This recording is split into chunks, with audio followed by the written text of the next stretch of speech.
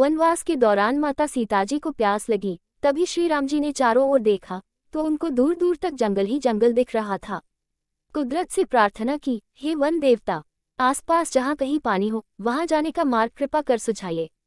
तभी वहां एक मयूर ने आकर श्री राम जी से कहा कि आगे थोड़ी दूर पर एक जलाशय है, चलिए मैं आपका मार्ग पथ प्रदर्शक बनता हूँ, किंतु मार्ग में हमारी भूल चूक होने की संभावना है। श्री राम जी ने पूछा, वो क्यों? तब मयूर ने उत्तर दिया कि मैं उड़ता हुआ जाऊंगा और आप चलते हुए आएंगे, इसलिए मार्ग में मैं अपना एक एक पंख बिखेरता हुआ जाऊंगा, उसके सहारे आप जलाशय तक पहुंच ही जाओगे। यहाँ पर एक बात स्पष्ट कर दूं कि मयूर के पंख एक विशेष समय एवं एक विशेष ऋतु में ही बिखरते हैं। अगर वह अपनी इच्छा विरुद्ध पंखों को बिखेरेगा तो उसकी मृत्यु हो जाती है।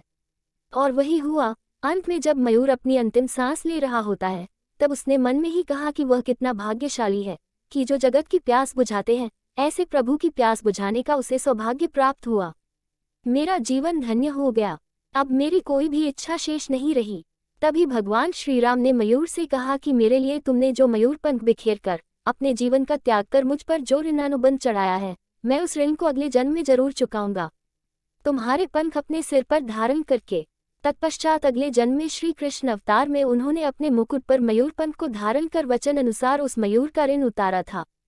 तात्पर्य यही है कि अगर भगवान को ऋण उतारने के लिए पुनः जन्म लेना पड़ता है तो हम तो मानव हैं, न जाने हम कितने ही ऋणानुबंध से बंधे हैं, उसे उतारने के लिए हमें तो कई जन्म भी कम पड़ जाएंगे।